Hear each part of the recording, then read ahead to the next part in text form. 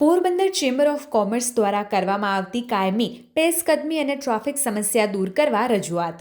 પોરબંદરના સામાજિક કાર્યકર દિનેશ માંડવિયાએ મહાનગરપાલિકા પોલીસ અને કલેક્ટર સહિતના અધિકારીઓને રજૂઆત કરી છે કે Porbandar chamber of commerce and industries દ્વારા 20 જિલ્લાઓની બહાર એટલે ચેમ્બર ઓફ કોમર્સની ઓફિસવાળી જગ્યાએ જે કાયમી માટે લગ્ન પ્રસંગ તમામ પ્રકારના ઉત્સવ માટે ભાડે આપવામાં આવે છે, જેનું પાર્કિંગ ગ્રાઉન્ડમાં છે, છતાં તે ગ્રાઉન્ડ અન્ય કોઈ રીતે જમણવાર સહિતના કાર્યક્રમમાં ઉપયોગમાં લેવામાં આવે છે અને રોડ ઉપર ભયાનક અકસ્માત થાય તે પ્રમાણે વાહનો રોડ વચ્ચે પાર્ક કરવામાં આવે છે. આ ઉપરાંત મંડપ ડેકોરેશન, ફૂટપાથ તોડી અને ફૂટપટ્ટી ઉપર તેમજ અડધા રોડ સુધી ડેકોરેશન કરવામાં આવે છે, જેના કારણે ખૂબ મોટી ચેમ્બર ઓફ કોમર્સ દ્વારા રોજ દબાણ કરવામાં આવે છે, જેને દૂર કરી ચેમ્બર ઓફ કોમર્સ સામે મોટી કાર્યવાહી કરવા માંગણી કરવામાં આવી છે. આ ઉપરાંત પોરબંદરની સાંઢિયા ગટર પૂરી અને તેના ઉપર ચણતર કરી નાખવામાં આવ્યું છે, જેમાં રેતી અને ધાબા કરી નાખવામાં આવ્યા છે. તેને તાત્કાલિક ખુલ્લી કરી અને તેનો ગટર બનાવવા સહિતનો તમામ ખર્ચ ચેમ્બર ઓફ કોમર્સ પાસેથી વસૂલવા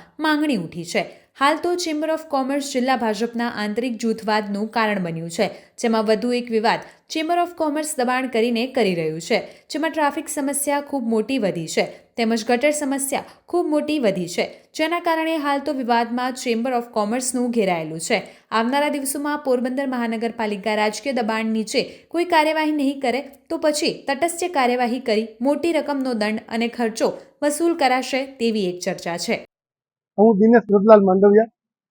પોરબંદર ચેમ્બર ઓફ કોમર્સની બહાર જે ભૂગર્ભ ગટર આવેલી હતી ત્યાં તે લોકોએ ગટર બુડીને ત્યાં પાર્કિંગની વ્યવસ્થા કરી દીધી છે. આ ઉપરાંત જિલ્લાઓના ગેટની બહાર મંડપ પણ રાખવામાં આવે છે, તે પણ નડતરરૂપ છે અને અનેક વખત ફરિયાદો અમે કલેક્ટરને અને મહાનગરપાલિકાને કરેલી છે. તાજેતરમાં ગઈકાલે અમોએ પોરબંદર મહાનગરપાલિકાના કમિશનરને ફોન ઉપર રૂબરૂ વાત કરી કે તેની જવાબદારીમાં છટકતા હોય તેવું લાગે છે અને તે હર્ષ પંડ્યા નામના વ્યક્તિ સાથે અમારો સંપર્ક કરાવેલ. અમે તેની સાથે પણ વાત કરેલી તો તે પણ ઉડાવ જવાબ આપે છે કે કોઈ પણ બધા અધિકારીઓ નેતા બની ગયા હોય તે પ્રકારનું વર્તન કરી રહ્યા છે.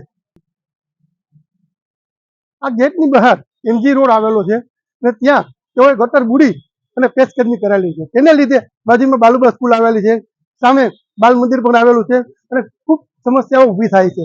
મોટા વાહનો પણ નીકળે છે, ભારી વાહનો પણ નીકળે છે અને તેના કારણે નાના મોટા અકસ્માતો પણ થતા રહે છે અને પેશકદમીને કારણે ખૂબ મોટી સમસ્યા શહેરમાં થયેલી જોવા મળે. અમે ટ્રાફિકને પણ માંગણી કરેલી છે, પોરબંદર નગરપાલિકામાં પણ રજૂઆત કરેલી છે, તો કોઈ તરફથી યોગ્ય જવાબ મળતો નથી, ઉડાવ જવાબ મળે છે.